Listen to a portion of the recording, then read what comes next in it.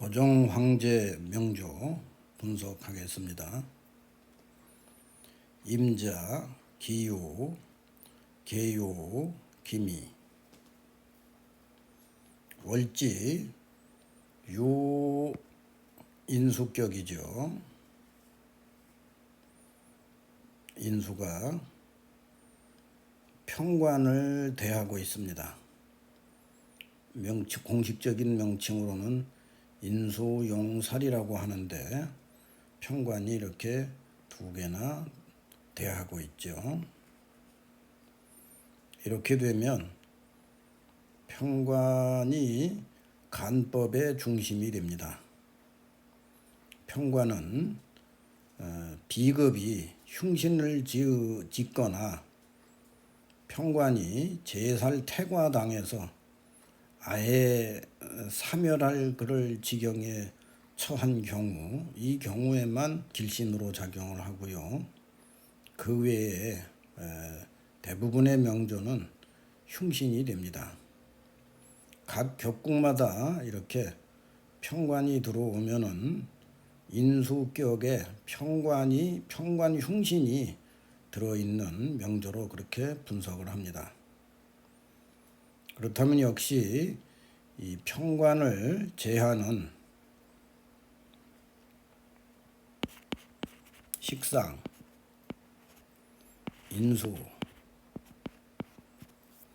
비급, 세 오행이 길하고 평관을 도와주는 화토는 좋지 않다고 그렇게 보면 되지요. 화토는 흉하고, 여기서 지금 극을 당하는 건 계수니까 수, 목, 금 이렇게 이 세 개는 길신이 됩니다. 그러니까 월지는 곧 명이라 그랬죠. 월지 자체가 운명의 아주 큰 줄기이기 때문에 월지에서부터 용신을 뽑아 나가면 용신은 간단하게 나오죠. 식상, 평관의 용신, 인수, 그리고 비급, 이 셋 중에서 식상이 가장 좋습니다. 평관이 식상을 만나면 왕후장상의 명이 된다고 했죠. 식상이 없고 비급이 당살한다고 하는데 이렇게 돼 있으면 이것은 격이 좀 떨어질 수밖에 없습니다. 흉신일수록 제하는 것도 강력해야 그 사주를 좋은 사주라고 할 수가 있죠. 여기서는 기토 두 개의 평관이 투출했기 때문에 인수격이면서 그대로 평관의 용신이 됩니다. 그렇다면 그러나 평관의 용신은 이 인수 자체가 덕성을 뜻하죠. 학문을 뜻하고 덕성을 뜻하기 때문에 그러니까 인수격이 평관을 만났는데 만약에 식상이 없으면 이 평관은 아주 무능하고 게으르고 그러한 그 우유부단한 그런 역할을 할 수뿐이 없는 그런 인수로 전락을 해요. 과거에 인수격 하면은 과거에 삼국시대 유비와 같은 그런 그 존재를 생각해 보면 될 겁니다. 인수가 평관이 있기는 있는데 평관을 제거하는 목이 없습니다. 그것이 하나 좀 아쉬운 그런 국이 되어져 있죠. 그래서 황제까지는 되었지만 그 뒤로 나라를 끝까지 지키지 못하고 멸망의 마지막 왕이 되었던 거지요. 대운도 보면은 해자축 이렇게 30년간 당살하는 운으로 비견겁재 운으로 가지요. 이렇게 되면 운은 좋다고 할 수가 있습니다. 그렇지만 평관은 식신상관을 만나야 강력하게 그리고 공격적으로 나라를 운영할 수가 있습니다. 아버지 대원군의 경우도 평관이 있는 그런 명조였는데 식신상관운에 집권을 했어요. 네, 대원군의 사주입니다. 원국 자체에 평관이 이렇게 기축으로 튀어나왔지만 여기에 을도 이렇게 식신상관이 있어서 국이 아주 좋은 국이 됐죠. 그리고 갑오, 갑오 대운에서 또 갑 식신상관 용신이 또 나오는 바람에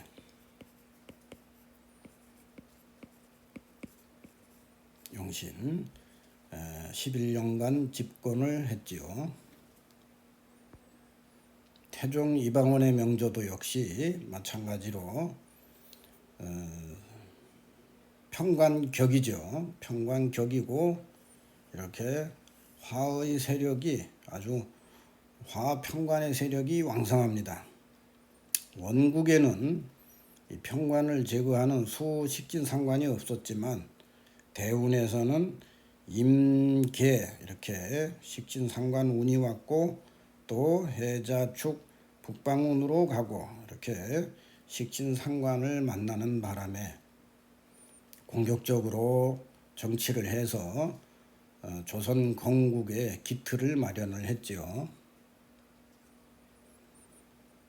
그런데 대원군의 두 번째 아들 고종 황제는 공격적이지 못하고 방어하는 그런 나라 운영에 치중하다가 결국 명성황후, 대원군 이 두 사람의 권력가가 사망을 하자 멸망을 하게 됩니다. 그 멸망한 시점이 바로 50일 갑인대운입니다.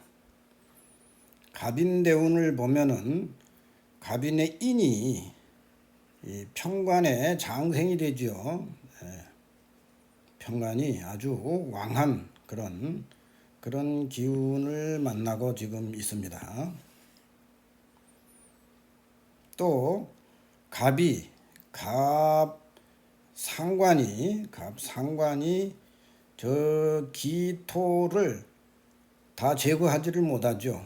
두 개의 기토가 있기 때문에 설사 하나를 제한다고 해도 여전히 하나는 남아 있고요. 또 여기서 문제는 이 갑은 갑기합 이렇게 쟁합이 됩니다. 쟁합이 되면은 기토를 제거하지도 못하고 역시 갑도 죽지는 않죠. 갑, 기 이런 상황과 마찬가지죠. 이렇게 쟁합이 되면은 갑도 살아있고 흉신도 살아있습니다. 여기 지금 이 사주는요, 기토가 흉신인데 이렇게 월간, 시간 또 시지의 이 기토 평관이 거의 포국을 하다시피 감싸고 있죠. 기토는 토고 넓은 땅을 뜻하죠. 그래서 이 기토가 바로 러시아 그리고 청나라 그리고 일본 이렇게 세 나라로 볼 수가 있습니다. 지금 세 나라가 개수 하나를 가지고 희롱을 하는 그런 국이지요. 갑인대운에 그러니까 명성황후 사망하고 2년 뒤에 또 대원군이 사망하면서부터는 점점 더 망국의 시점으로 가는데 그 시점이 바로 갑인대운입니다. 명리요강에 이 명조가 나와 있습니다. 갑인대운에 갑이 기토가 적인데 적을 제거하지도 못하고, 갑기합 이렇게 쟁합이 되면 제거하지도 못하고, 양자가 살아있기는 있습니다. 갑도 살아있고 기토도 살아있고, 적이 돌아다니는 것을 눈으로 뻔히 보면서도 제압은 못하고 그들이 이 나라를 온갖 방법으로 침탈하는 그런 것을 눈뜨고 보는 그런 운이 되지요. 일본은 청일전쟁으로 청나라를 무찌르고, 또 러시아 러일전쟁으로 인해서 또 강화조약을 맺고 이러면서 조선에 대해서 더 이상 간섭을 하지 않겠다는 이런 조약을 체결한 후로는 조선은 더 이상 어떻게 손쓸 그럴 방법이 없는, 일본의 모든 만행에 다 당할 수뿐이 없는 그런 나약한 나라가 돼 있었죠. 갑인대운 이 10년간은 망국의 시점입니다. 나라는 이미 갑인대운에 멸망을 하고요.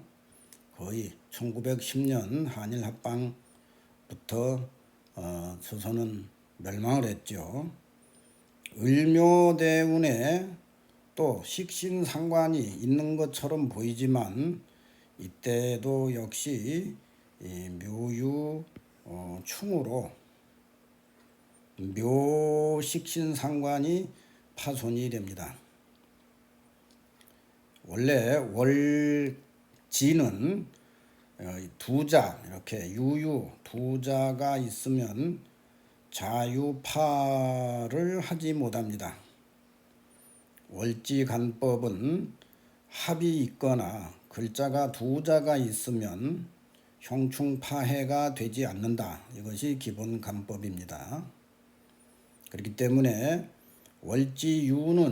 월지유인수는 안전하지만 자유파는 됩니다.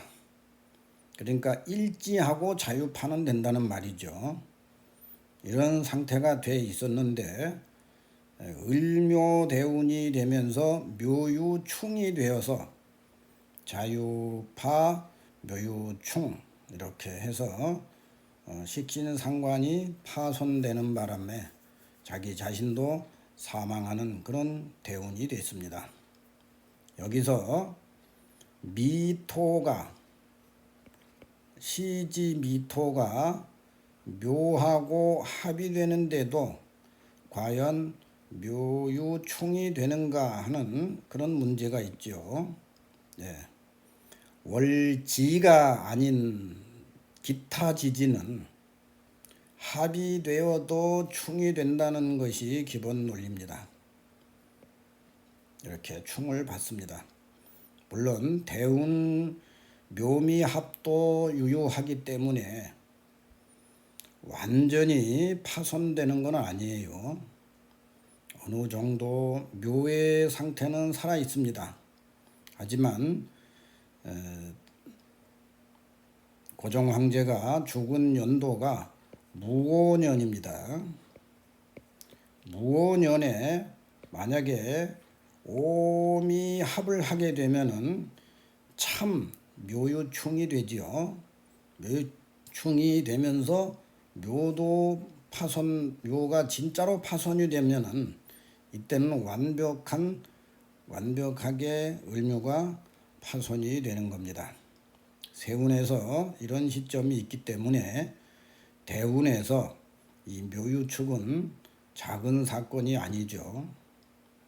어찌됐거나 식신상관이 파손되는 이런 운에 결국 나라도 구하지 못하고 자기 자신은 사망하고 그렇게 많은 그런 명조입니다. 연도별로 간단하게 설명을 해보겠습니다. 임자, 기유, 계유, 기미. 자유, 유유 두 개가 있는 바람에, 월지유가 두 개가 있는 바람에 월지자유파는 파손이 되지 않고 연지자와 또 일지유 이 두 개는 자유파가 성립이 됩니다. 이렇게 성립이 돼서 유는 안전한 상태가 되기 때문에 이 사주 자체가 파격이 됐다고 할 수는 없죠. 기토 흉신을 유평정인수가 잘 화살하는 그런 상을 가지고 있기 때문에 하나의 나라를 다 기울어져 가는 그런 나라를 방어하고 운영할 수는 있었던 그런 명조지요. 해자축 30년간 이때는 그래도 방어하는 운이지만 좋았습니다. 하지만 개화기에 격변하는 개화기에 왕으로는 부족했던 건 확실하죠. 13세 갑자년 이때 왕이 되죠. 13살. 갑이 바로 여기서 상관입니다. 그리고 자는 인수죠. 둘 다 길신이 들은 그런 해에 왕이 됩니다. 그리고 22세 계유년 역시 보면은요 인수운, 인수기룬이고 또 계수, 비겁이 다 편간의 기룬이죠. 그래서 아버지의 집권을 내려놓게 하고 자기가 비로소 한번 자기 정치를 해봅니다. 하지만 자기 정치라고 하는 것이 민비가 있었기 때문에 그런 생각을 했던 그런 사람이었죠. 을해년 1875년 을해년에 그때부터 침략 의지를 노골적으로 드러내기 시작했다고 했죠. 중간에 이모군란이 일어나죠.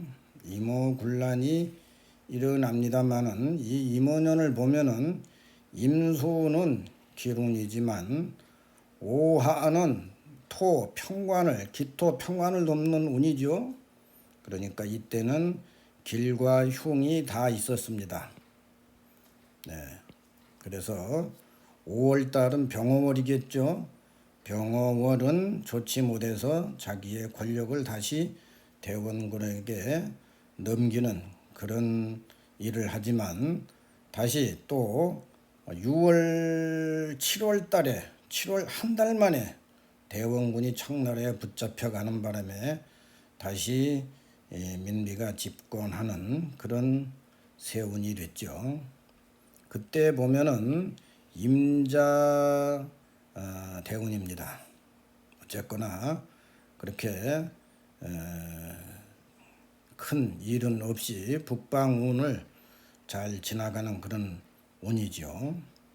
44세 을미년에 민비가 사망을 합니다. 44세. 이때 22세부터 44세까지 여기에 약 한 20년간의 시간이 있었어요. 이 20년 운이 참 안타까운 운입니다.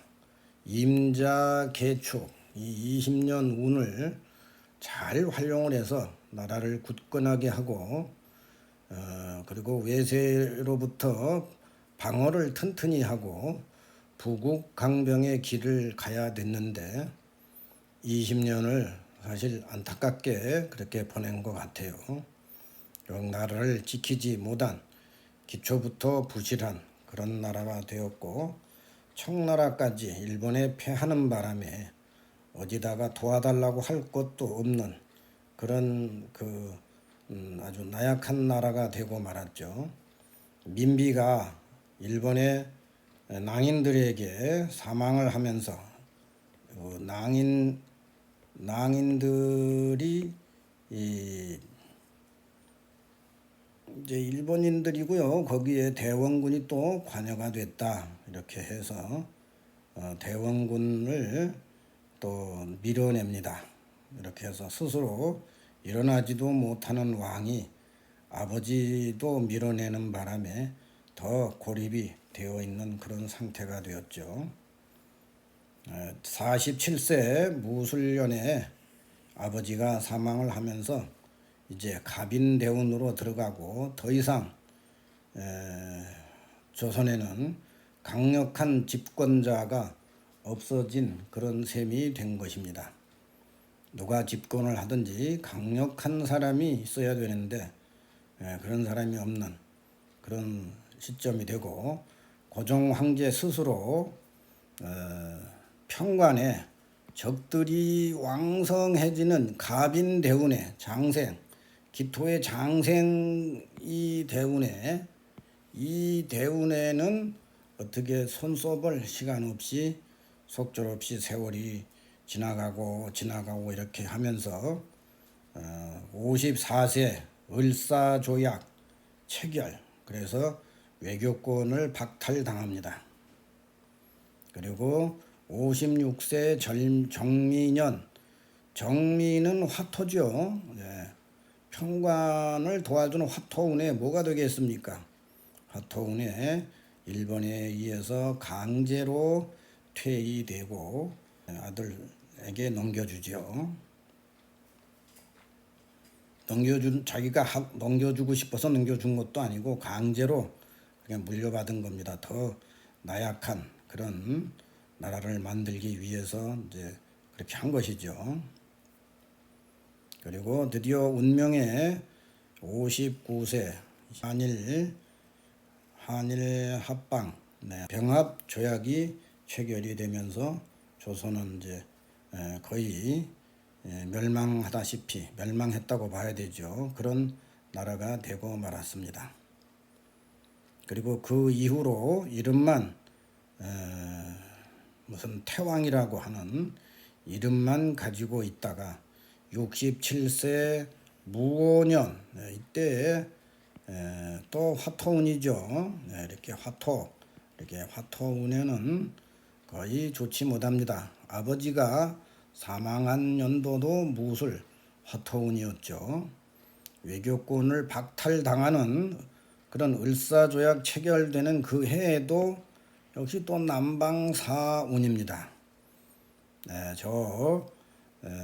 기토의 장생운에는 화만 보면은 좋지 않은 일들이 일어나고 결국 나라를 뺏기게 된 것이지요. 67세 무오년 사망을 하게 되는데요.